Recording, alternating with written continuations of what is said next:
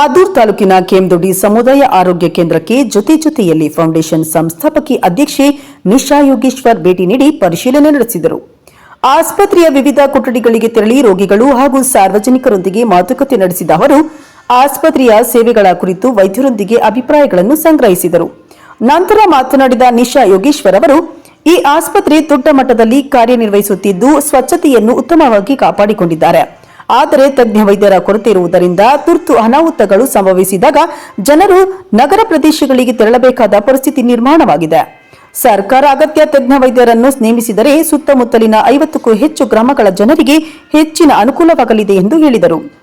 ಈ ವೇಳೆ ಆಸ್ಪತ್ರೆಯಲ್ಲಿ ಕ್ಷಯರೋಗ ಹಾಗೂ HIV ರೋಗಿಗಳಿಗೆ ಉತ್ತಮ ಚಿಕಿತ್ಸೆ ನೀಡಲಾಗುತ್ತಿದೆ. ಸಾರ್ವಜನಿಕರು ನಗರ ಪ್ರದೇಶಗಳಿಗೆ ತೆರಳುವ ಬದಲು ಇಲ್ಲಿನ ಸೌಲಭ್ಯಗಳನ್ನು ಸದುಪಯೋಗಪಡಿಸಿಕೊಳ್ಳಬೇಕೆಂದು ಸಲಹೆ ನೀಡಿದರು. ಈ ಸಂದರ್ಭದಲ್ಲಿ ಮುಖಂಡರಾದ Raghu Venkategowda, Karadakere Yogesh, Yadaganahalli Y Ramesh, YN Mahesh, Chidambar, DC Chandan Kumar, Shettalli Lingegowda, Kadakothanahalli Chikkaswamy, Leela Ramegowda ಸೇರಿದಂತೆ ಹಲವರು ಉಪಸ್ಥಿತರಿದ್ದರು. ಏನಂತ ಅನಿಸ್ತು ಅಂದರೆ ತುಂಬ ವೆಲ್ ಮೇಂಟೈನ್ಡ್ ಆಸ್ಪತ್ರೆ, ತುಂಬ ಚೆನ್ನಾಗಿ ಮೇಂಟೈನ್ ಮಾಡಿದ್ದಾರೆ. ಆಮೇಲೆ ದೊಡ್ಡದಾಗಿದೆ ಹಾಸ್ಪಿಟ್ಲು, ಪ್ಲಸ್ ತುಂಬ ಕ್ಲೆನ್ಲಿನೆಸ್ ಇದೆ, ಎಲ್ಲ ವ್ಯವಸ್ಥೆಗಳಿಗೆ ಜಾಗ ಎಲ್ಲ ಕರೆಕ್ಟಾಗಿದೆ. ಬಟ್ ನಾನು ಕೇಳ್ಪಟ್ಟಂಗೆ ಅಮ್ಮ ಹೇಳಿದ್ರು ಇವಾಗ ಇಲ್ಲಿ ಡಾಕ್ಟರ್ಸ್ನ ತೆಗೆದಿದ್ದಾರೆ ಅಂತ. ಸೊ ಡಾಕ್ಟರ್ಸು ಅದೇ ಸರ್ ಹೇಳ್ತಾರೆ, ನನಗೆ ಸುತ್ತಮುತ್ತ 50 ಹಳ್ಳಿ ಸುತ್ತಮುತ್ತ ಇದೆ, ಅವೆಲ್ಲ ಇಲ್ಲೇ ಜಾಸ್ತಿನೇ ಇದೆ, ಚಿಕಿತ್ಸೆಗೆ ಇಲ್ಲೇ ಬರ್ತಾರೆ ಅಂತ.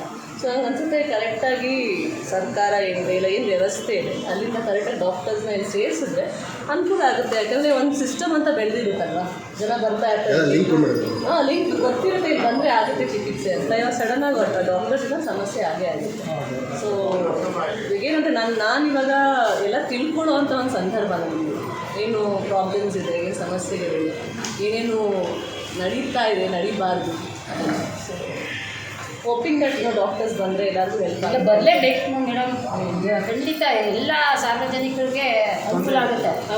ತುಂಬ ಜನ ನೈಟು ಬರ್ತಾರೆ. ಅಂದರೆ ಈ ಆಸ್ಪತ್ರೆ ನಾನು ತಿಳ್ಕೊಂಡಿದ್ದು HIV ಅಂತ ಬಂದಾಗ ತುಂಬ ಒಳ್ಳೆಯ ಚಿಕಿತ್ಸೆ ಇದೆ ಇಲ್ಲೇ ಲ್ಯಾಬ್ ಇದೆ, ಇಲ್ಲೇ ಟೆಸ್ಟ್ ಮಾಡ್ತಾರೆ ಸ್ಟೇಜ್ 2ವರೆಗೂ, ಆಮೇಲೆ ಮತ್ತೆ ಟ್ರೀಟ್ಮೆಂಟ್ ತೊಗೋಬೇಕು ಅಂತ ಹೇಳ್ತಾರೆ. ಸೊ ಅದು